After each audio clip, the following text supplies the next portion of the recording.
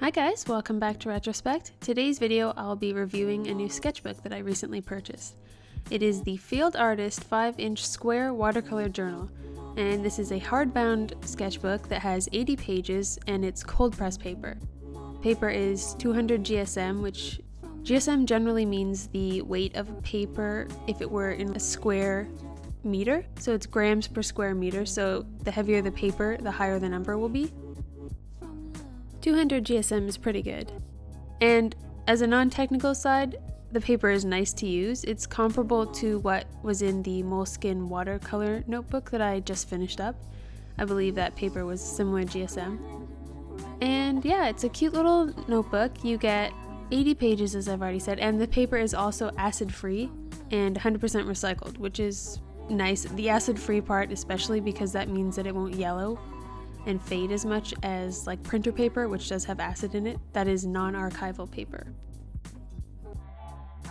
It also comes with this exciting 4-panel panorama fold-out section at the very end, which is kind of cool. I don't know what I'll do on it, but it's definitely an interesting feature that I can plan something extravagant for, I guess. I've already started painting in this sketchbook, as you can see. Some of the pages I put more paint on than others.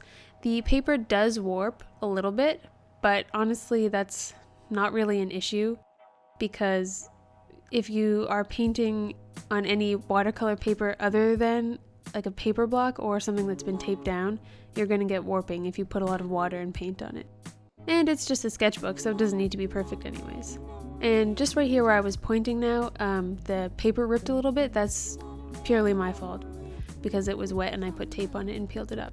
So you can see that first page warped a little bit, but I like the look of a warped sketchbook. At the very end when it's all thick and chunky, that means you've done stuff in it. It feels satisfying to me.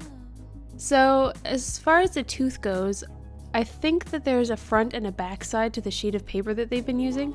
Some of the sides of paper feel smoother and some feel a bit toothier.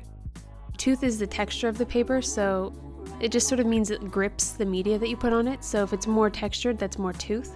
And that can be good for pastel work, for painting, for drawing. It depends on the kind of art you like. I usually like a smoother one. So this sketchbook is actually fairly fine for me, even though it is slightly textured. I think the way they've manufactured it, some of the pages will have the front side and some will be the back side. I think it just depends on how they've assembled the signatures of the sketchbook. So you can see just up there, each little signature is different, and so that's just the way they fold the papers, sew them together, and then bind them in the book. Each little folded, sewn together section is called a signature. What else can I tell you? I don't know if I already mentioned, but the cover is not made out of real leather, it's made out of synthetic leather, and it's pretty soft. My only complaint is that it might get stains on it a little bit, like if you have greasy fingers or something. But I don't know what you'd be doing. Anyways, so yeah, the leather's nice. It feels nice. It feels really good in the hand. I'm a very tactile person, so it feels nice to hold it.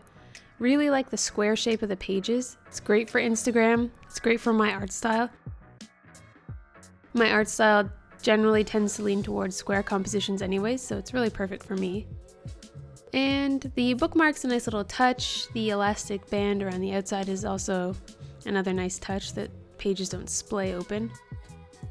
As far as price goes, it was pretty reasonably priced. On Amazon.com it was $13.99 American, and that's comparable to the Moleskine watercolor notebook that I just finished, which was I think $14.99 or something similar to that on the Moleskine website.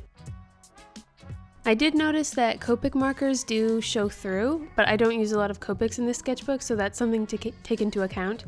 It's not an all media sketchbook, it's definitely not for markers, but if you're using markers and paint and ink, it's going to be really hard for you to find a paper that does well with all of those media just because they're so different. But this sketchbook will be great for anything that is non-alcohol based, like the Copic markers. So that means you can use paint, you can use pencils, you can use ink, you can use crayons, pastels, all of those will be really good on this paper. Anyways, thank you for watching this little review. I will see you in the next video. Have a good one. Bye!